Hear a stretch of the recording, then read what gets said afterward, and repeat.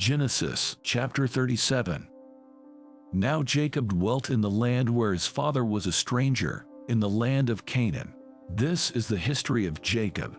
Joseph, being 17 years old, was feeding the flock with his brothers.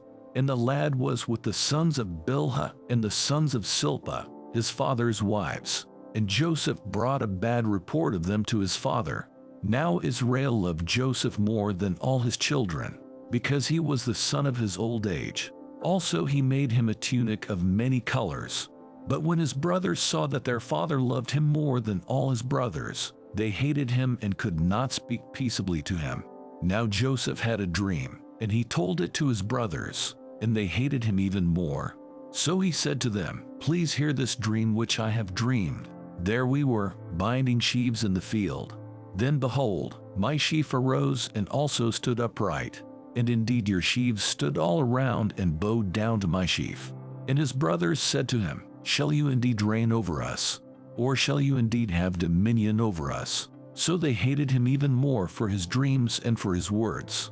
Then he dreamed still another dream and told it to his brothers, and said, "Look, I have dreamed another dream.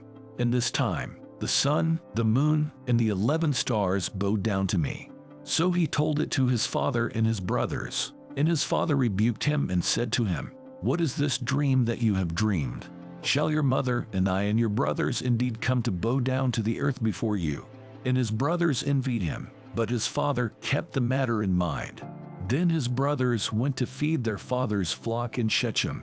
And Israel said to Joseph, "Are not your brothers feeding the flock in Shechem? Come, I will send you to them." So he said to him, "Here I am."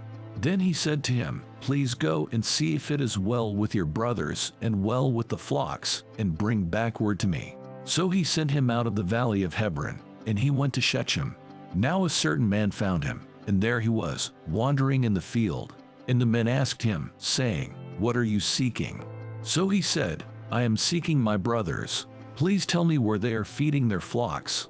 And the man said, "They have departed from here, for I heard them say, 'Let us go to Dothan.'" So Joseph went after his brothers and found them in Dothan. Now when they saw him afar off, even before he came near them, they conspired against him to kill him. Then they said to one another, "Look, this dreamer is coming. Come therefore, let us now kill him and cast him into some pit. And we shall say, 'Some wild beast has devoured him.' We shall see what will become of his dreams."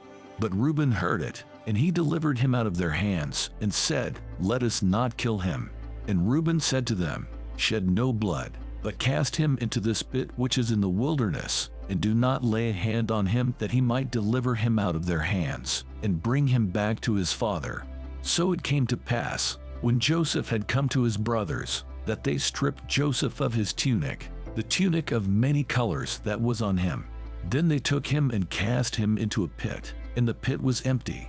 There was no water in it, and they sat down to eat a meal. Then they lifted their eyes and looked, and there was a company of Ishmaelites coming from Gilead with their camels, bearing spices, balm, and myrrh, on their way to carry them down to Egypt. So Judah said to his brothers, "What profit is there if we kill our brother and conceal his blood? Come and let us sell him to the Ishmaelites, and let not our hand be upon him, for he is our brother and our flesh." And his brothers listened. Then Midianite traders passed by. So the brothers pulled Joseph up and lifted him out of the pit, and sold him to the Ishmaelites for 20 shekels of silver, and they took Joseph to Egypt. Then Reuben returned to the pit, and indeed Joseph was not in the pit, and he tore his clothes. And he returned to his brothers and said, "The lad is no more, and I, where shall I go?" So they took Joseph's tunic, killed a kid of the goats, and dipped the tunic in the blood. Then they sent the tunic of many colors, and they brought it to their father, and said, "We have found this. Do you know whether it is your son's tunic or not?" And he recognized it and said, "It is my son's tunic. A wild beast has devoured him. Without doubt Joseph is torn to pieces." Then Jacob tore his clothes, put sackcloth on his waist, and mourned for his son many days. And all his sons and all his daughters arose to comfort him, but he refused to be comforted. And he said, for I shall go down into the grave to my son in mourning." Thus his father wept for him. Now the Midianites had sold him in Egypt to Potiphar, an officer of Pharaoh and captain of the guard.